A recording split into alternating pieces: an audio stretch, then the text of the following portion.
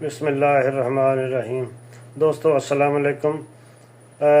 2024 جو ہے وہ برج جوزہ کے لیے کچھ اتنا خاص جو تھا وہ نہیں رہا، کیونکہ غیر متوقع اخراجات رہے اور غیر مستحکم سرمایہ کاری جو تھی اس سے بھی جان چھڑاتے رہے۔ کیریئر کے مسائل کا بھی سامنا کرنا پڑا، محبت کے معاملات میں بھی کافی اتار چڑھاؤ آیا، کچھ صحت کے معاملات میں بھی اوپر نیچے جو ہے وہ ہوا۔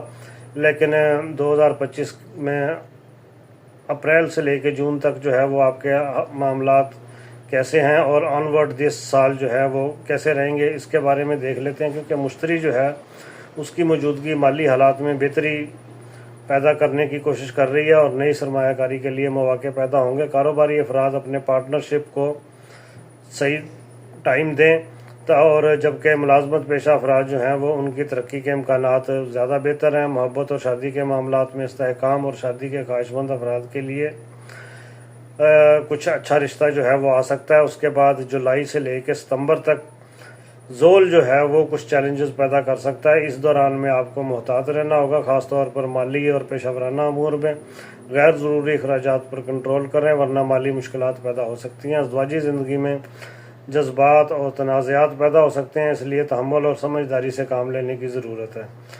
صحت کا اپنی کا خیال رکھیں۔ اکتوبر سے لے کے دسمبر تک جو کاروباری افراد ہیں ان کے لیے بہترین وقت ہے، نئے سرمایہ کاری جو ہے وہ بھی کر سکتے ہیں، بہترین موقع ہے۔ محبت اور ازدواجی زندگی کے معاملات جو ہیں ان میں استحکام آئے گا۔ شادی کے خواہش مند افراد ہیں جن کا رشتے کے سلسلے میں راہ دیکھ رہے ہیں، ان کے لیے کچھ اچھا رشتہ جو ہے وہ آنے کا امکان ہے۔